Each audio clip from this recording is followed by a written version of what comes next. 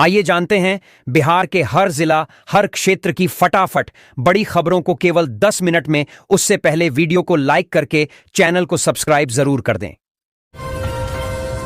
बिहार के जिलों में मौसम इन दिनों बदला हुआ है। कहीं तेज तो कहीं हल्की बारिश हो रही है। कुछ जिलों में 50 से 60 किलोमीटर प्रति घंटे की रफ्तार से तेज हवाएं चल रही हैं।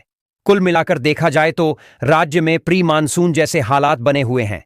ऐसे में मौसम विभाग की ओर से कई जिलों के लिए ऑरेंज और येलो अलर्ट जारी किया गया है। साथ ही 3 जिलों के लोगों को ज्यादा सतर्क रहने की अपील की गई है। बिहार विधानसभा चुनाव 2025 को लेकर एक नया सर्वे सामने आया है। इंक इनसाइट के इस सर्वे में बताया गया है कि बिहार में महिलाएं एनडीए को वोट दे सकती हैं, वहीं ज्यादातर पुरुष महागठबंधन को वोट दे सकते हैं। सर्वे में यह भी कहा गया है कि नीतीश कुमार महिलाओं की पहली पसंद है। युवाओं में तेजस्वी यादव ज्यादा लोकप्रिय हैं। बिहार के हर जिले में एक सरकारी मॉडल बीएड कॉलेज खुलेगा, जिसमें 120 सीटें होंगी और आवासीय सुविधा मिलेगी। पुराने बीएड कॉलेजों में बीए, बीएसएससी, बीकॉम जैसे पाठ्यक्रम भी शुरू होंगे। नई शिक्षा नीति के तहत संसाधन केंद्र खुलेंगे, जहां शिक्षण सामग्री बनाना सिखाया जाएगा। एनसीटीई के निर्देशानुसार काउंसलिंग को महत्वपूर्ण विषय बनाया गया है और विशेष बीएड कोर्स शुरू होंगे। पाकिस्तान के लिए जासूसी करने के आरोप में गिरफ्तार हरियाणा की यूट्यूबर ज्योति मल्होत्रा का भागलपुर से कनेक्शन सामने आने के बाद पुलिस न सिर्फ जांच में जुटी है, बल्कि सुरक्षा को भी पुख्ता किया जा रहा है। ज्योति वर्ष 2023 में श्रावणी मेला के शुरुआत में ही सुल्तानगंज आई थी। उसने वहां का वीडियो भी सोशल मीडिया पर साझा किया था। एसएसपी ने सुल्तानगंज स्थित अजगैवीनाथ मंदिर की सुरक्षा बढ़ाने का निर्देश दिया है। पुलिस वाले अपनी करतूत से वर्दी पर दाग लगा रहे हैं। पटना में किसी भी कांड में किसी को पकड़ने व छोड़ने के एवज में प्रतिदिन हजारों की काली कमाई की जा रही है। एफआईआर का रेट फिक्स है। रिश्वत नहीं देने पर पिटाई करने के मामले भी सामने आए हैं। बिहार के पौराणिक और ऐतिहासिक शहर गया का नाम बिहार की नीतीश सरकार ने बदल दिया है। शहर का नाम बदलने के पीछे बिहार सरकार ने बताया है कि गया शहर विश्व के 2 बड़े धर्मों, हिंदू और बौद्ध धर्म के आस्था का केंद्र है, इसलिए यह बदलाव किया जा रहा है। बिहार के एक स्कूल में अजीबोगरीब मामला सामने आया है। वैशाली जिले के गोरौल प्रखंड के उत्कृम मध्य विद्यालय भटौलिया में एक जमींदाता ने स्कूल में तालाबंदी कर दी। स्कूल में तालाबंदी के बाद स्कूली छात्र स्कूल के बाहर घंटों बैठे रहे। इस बात से आक्रोशित ग्रामीणों ने वहां प्रदर्शन भी किया। इधर स्कूल में तालाबंदी और विद्यालय के बाहर बैठे छात्रों की सूचना जैसे ही प्रशासनिक अमले को लगी तो उनके कान खड़े हो गए। स्कूल के बाहर हंगामे की सूचना भी अधिकारियों को मिली, लिहाजा शिक्षा विभाग के पदाधिकारी और सीओ तुरंत मौके पर पहुंच गए। Bihar state health society SHS द्वारा कम्युनिटी हेल्थ ऑफिसर सीएचओ के 4500 पदों पर भर्ती के लिए आवेदन की प्रक्रिया अंतिम चरण में है। इच्छुक उम्मीदवार विभाग की आधिकारिक वेबसाइट shs.bihar.gov.in पर जाकर ऑनलाइन आवेदन कर सकते हैं। आवेदन प्रक्रिया 5 मई 2025 को सुबह 10 बजे शुरू हुई थी। इसके लिए आवेदन तारीख 26 मई है 2025 तय की गई है। इस दिन शाम 6 बजे के बाद आवेदन स्वीकार नहीं किए जाएंगे।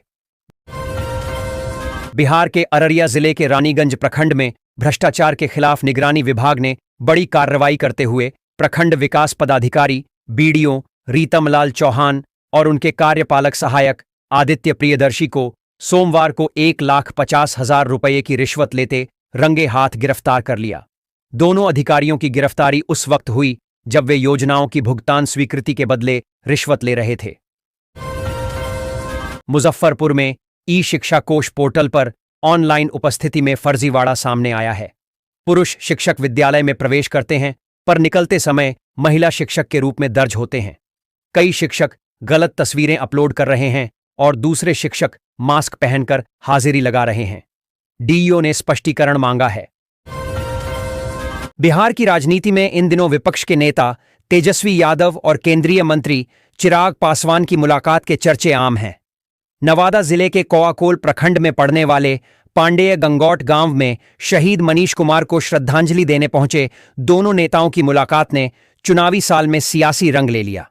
तेजस्वी और चिराग के बीच जिस तरह की गर्मजोशी दिखी, उससे नए समीकरणों की आहट के चर्चे भी तेज हो गए। इसे लेकर अब दोनों ही नेताओं की पार्टियों के बयान आ गए हैं पटना में जनता की शिकायतों को नजरअंदाज करने वाले अधिकारियों के खिलाफ प्रशासन ने सख्त रुख अपना लिया है। लोक शिकायत निवारण अधिनियम के तहत अब तक जिले में 103 अफसरों पर अनुशासनात्मक कार्रवाई हो चुकी है।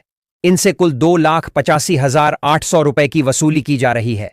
डीएम डॉक्टर चंद्रशेखर सिंह ने सोमवार को आरटीपीएस और जन शिकायत निवारण से जुड़े मामलों की समीक्षा बैठक में यह जानकारी दी।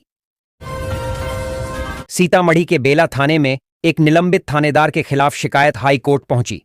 पीड़ित अनिल कुमार ने आरोप लगाया कि 2024 में निर्माण कार्य रोकने और 2025 में जनता दरबार के आदेश के बाद भी तत्कालीन थानाध्यक्ष ने प्राथमिकी दर्ज नहीं की और स्पीड पोस्ट से भेजा आवेदन भी अस्वीकार कर दिया। ईएसपी ने निष्पक्ष जांच का आश्वासन दिया है। बक्सर में एडीएम कुमारी अनुपम सिंह ने राजस्व कार्यों की समीक्षा की। हड़ताल पर गए 42 राजस्व कर्मियों को 25 मई तक लौटने का आदेश दिया गया, अन्यथा कार्रवाई होगी।